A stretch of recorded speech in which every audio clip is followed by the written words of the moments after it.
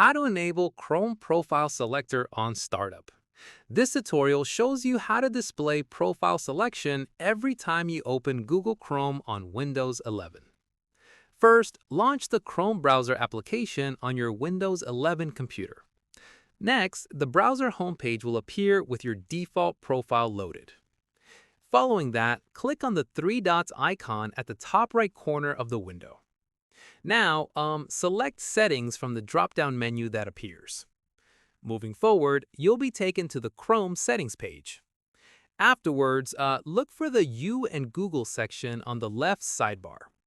In addition to that, click on Manage Profiles or scroll down to find Profile Settings. Once you're in the Profile section, look for Customize your Chrome profile options. Subsequently, scroll down until you find the option that says Show Profile Picker on Browser Startup. Moreover, you'll see a toggle switch next to this setting. Afterwards, click on the toggle to enable the Profile Selector feature. Then, the toggle will turn blue, indicating the feature is now active. Within this section, you can also manage other profile-related preferences if needed. Alternatively, you can add new profiles or remove existing ones from this menu. Once you've enabled the Profile Selector, close Chrome completely.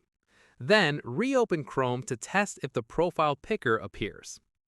Afterwards, when Chrome launches, you'll see a profile selection screen. Then, choose your desired profile to continue browsing.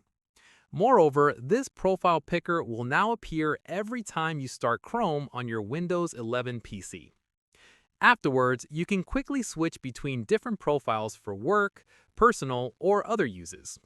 Then, your Chrome browser is now set to show the Profile Selector on every startup. And that's it! If this tutorial helped you enable Chrome Profile Selector on startup for Windows 11, give it a like, subscribe for more Chrome tips and tricks, and tap the bell icon for notifications. See you in the next one!